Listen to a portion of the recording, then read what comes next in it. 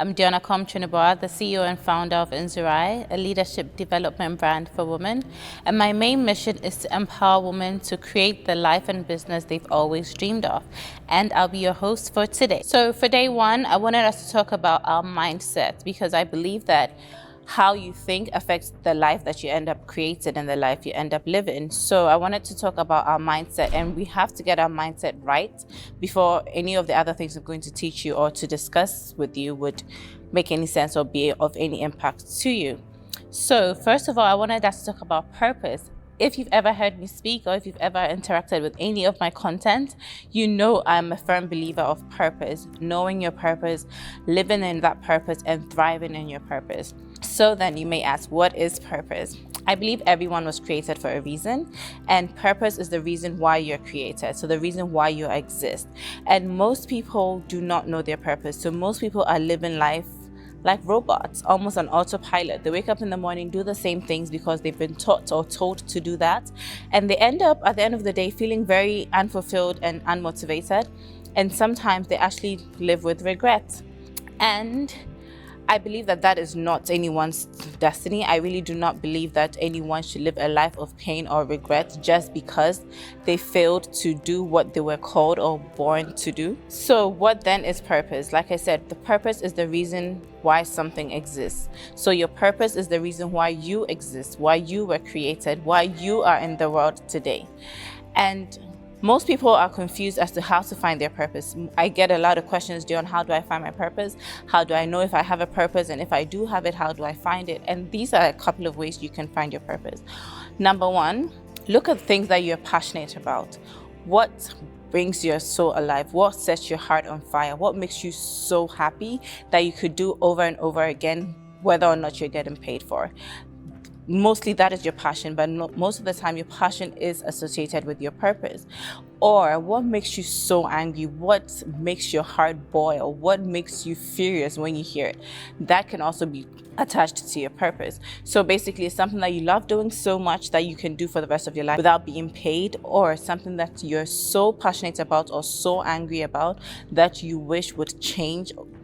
Those two are normally linked to your purpose. Or I'm a Christian, and for me, I think I found my purpose really through prayer.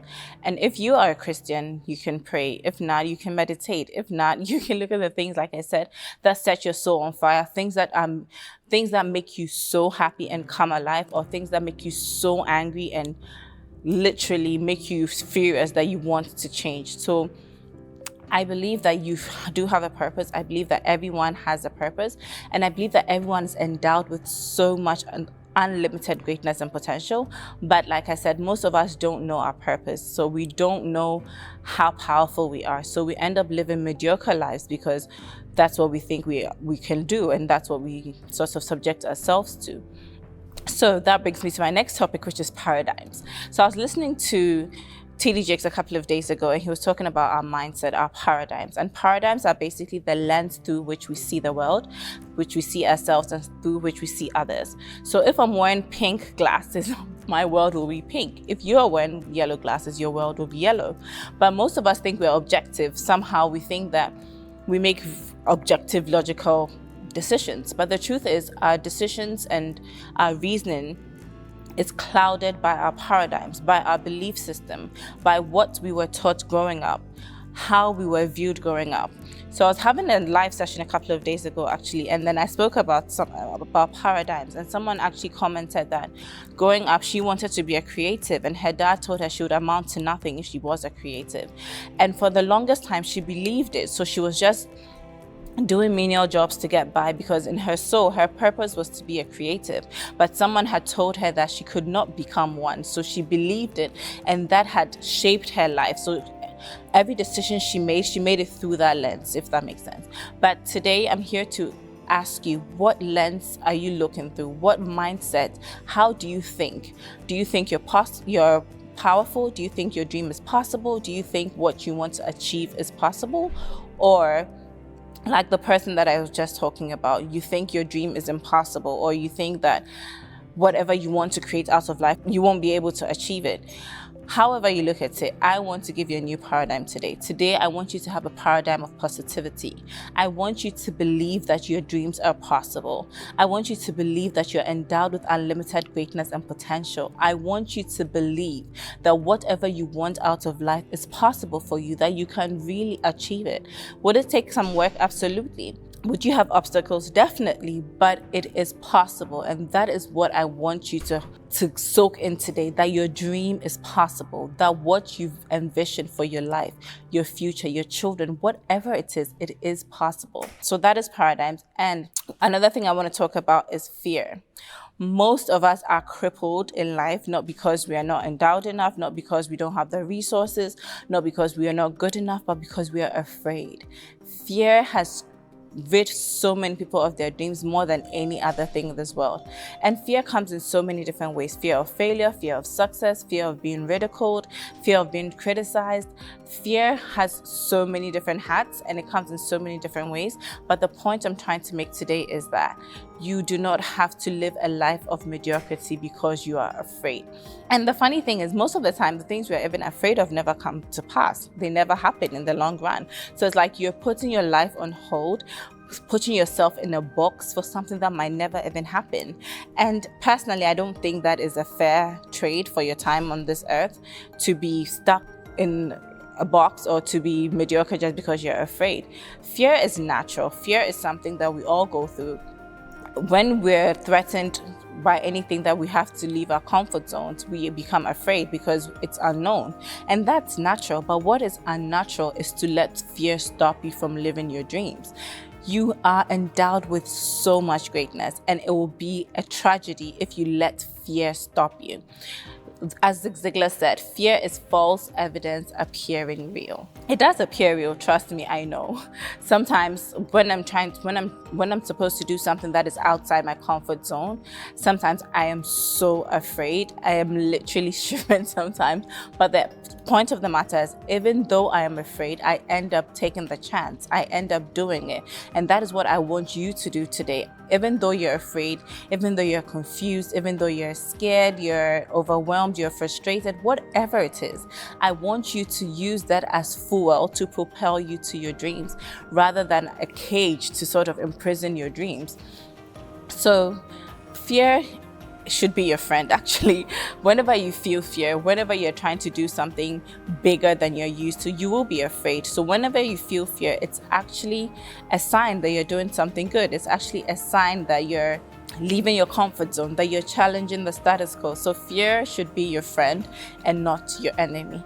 And lastly, for the mindset, I want to talk about vision. So vision. So they say sight is what you see with your eyes and vision is what you see with your mind. So vision is not your reality, but the reality you want to create in the future, so to speak. And most people limit their vision because of their current circumstances. You ask them, what is your vision for your life in 5, 10, 20 years? And they look at their current circumstances and tell you maybe nothing much, living in the same house, doing the same job, going to the same office, doing whatever it is. But then I want you to have a bigger vision for your life, a vision of possibility, a vision of hope, a vision where you see yourself as you want to be, not as you think you should be or not as you've been told to be, but as you definitely and desperately want to be. Don't look at your current bank account. Don't look at your current neighborhood. Don't look at your current financial responsibilities. Don't look at your current situation. Dare to dream. Dare to expand your horizon, because you really don't lose anything. If you dream big or you dream small, it's still the same energy and effort. So why not dream big? Why not shoot for the stars? Even if you miss the stars, you at least be way above. So I want you to have a positive vision for yourself. I want you to have an empowering vision. I want you to look at your life like with the eyes of someone who sees unlimited potential, with someone who sees unlimited greatness, with someone who believes that their dreams and anything they desire is possible. Because believe me, it is possible. You are endowed with everything you need to succeed in this world. But the sad part is, Like I was mentioning about the paradigms, we've been conditioned otherwise. Society has made us believe that we're not powerful, especially as women.